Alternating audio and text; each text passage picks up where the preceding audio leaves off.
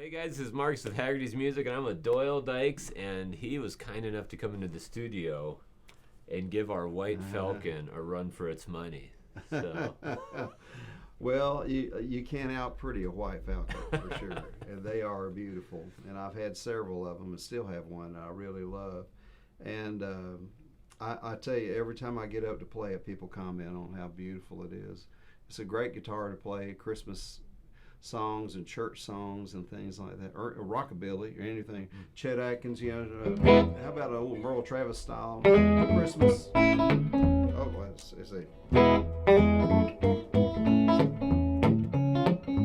see. Let's see. Oh, scratch that. Okay. How about a little Merle Travis Christmas?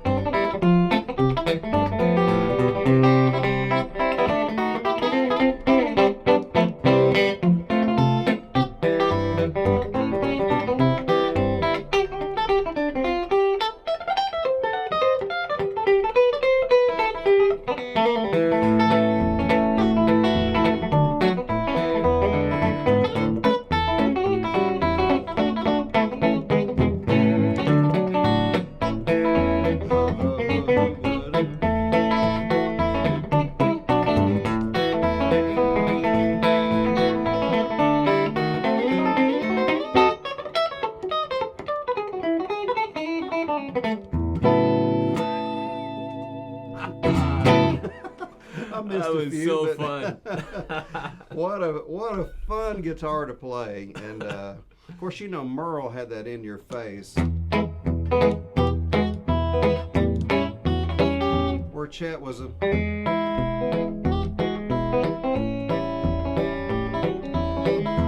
the bass.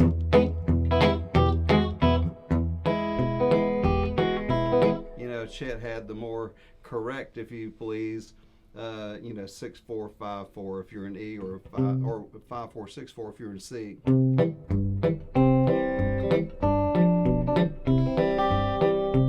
And Merle Travis, it was.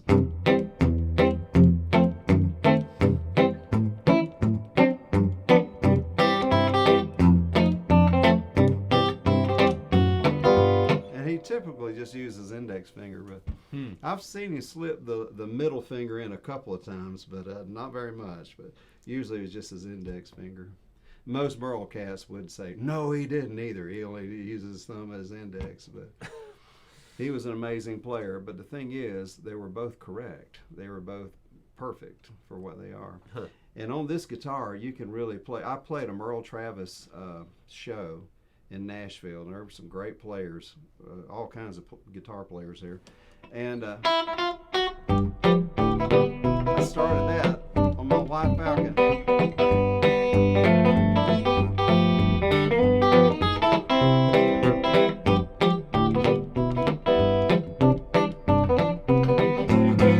And man, the White Falcon just sounds great on Travis stuff. Man, I played my White Falcon at the Merle Travis Center, and I got a lot of comments on how great it sounded. He typically would use a big old Super 400 or something like that. I noticed you went right to the middle position, both pickups. Yeah, on that kind of stuff I do. I still love.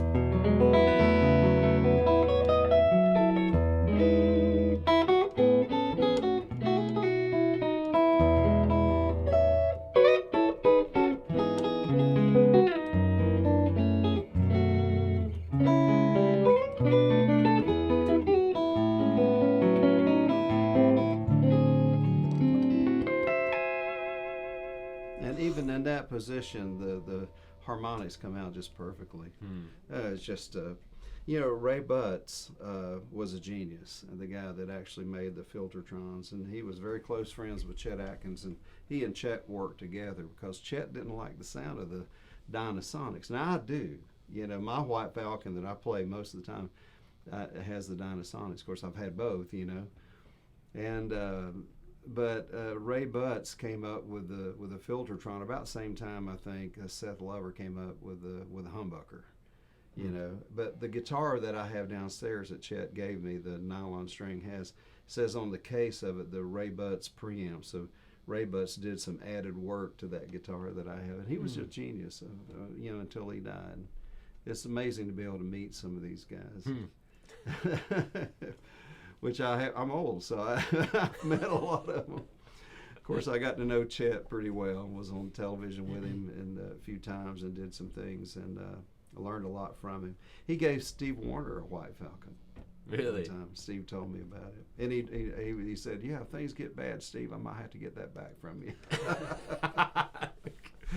Well, that's one of the cool things about being in the industry. You talk about some of the greats or but here I am with you, and in my book it's like one of the greats, right? And you're talking about Chet, and we get to hear the history and the stories behind it. So I'll tell you, I think I've known a lot of great musicians, and I've recorded with some of them. I never set out to do it; just happens sometimes. Just, I don't say by mistake, but I played Eric Johnson a song not long ago. He said, "Hey man, can I play that with you? Can I put some stuff on there with you?" I said, "Is that a trick question?" But Eric told me one time, he said, "Doyle, I think your greatest blessing is your family more than anything else." And I think he's right. I'm so thankful for that. Yeah, I love music, but it's not my first love. I think Christ is my first love. I'm a Christian. But then you got a family, and so I think it's good to put things in perspective. But music is way up there, I'll tell you that. And it's a great life to be able to have music in it. And whether or not you play, we always, like you say, I don't want to say get frustrated, but we want to get better at what we do. And so no matter what level you're at, that doesn't matter. It's not all about that. It's about the enjoyment of playing. And all these guys would tell you. Eric Johnson, every time I talk with him, or sometimes even when I don't, he'll send me a new song on my phone or something like that. And they love music, and they really do. And it exudes through their life and their persona, and then ultimately through their recordings, which we're thankful for. Yeah. Chet left us a lot, and Merle Travis and Les Paul, a lot to strive for. Yeah, I remember watching one of his final televised concerts, and Les Paul was playing at his club, and his hands were just barely moved, right? So arthritic, and it was still the musicality and what he could do. He knew where to put them. Like, what in the world? He had all this arthritic, problems with his fingers, but he just knew where to put his hands. And it was unreal. It's unreal watching him. If you ever have a chance to find that video, it was just like, man, I cannot believe it. I think it was a special that they did. He was probably 83 or something at the time. I can't remember.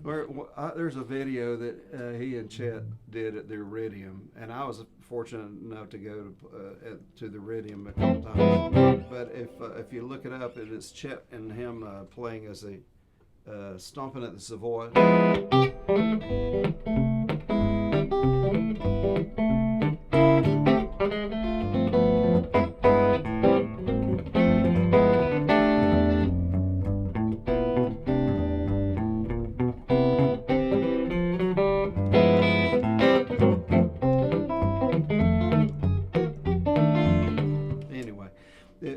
You can learn so much from watching those guys, and thank God for YouTube, and that we had a few moments. Him and Jerry Reed too.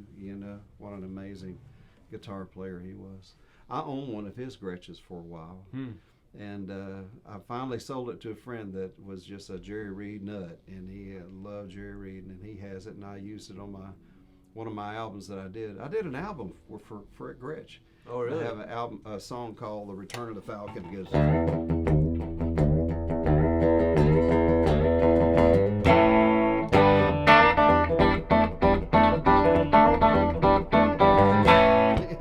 Wow.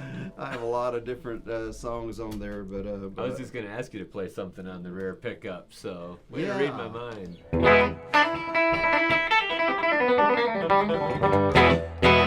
Yeah, it's great, man. Man.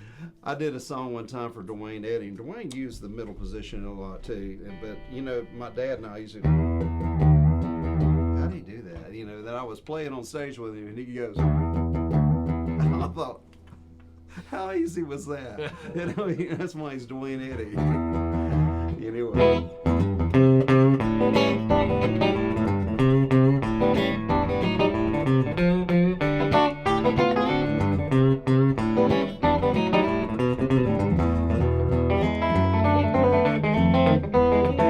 And that's a song I wrote for Duane. And in the middle of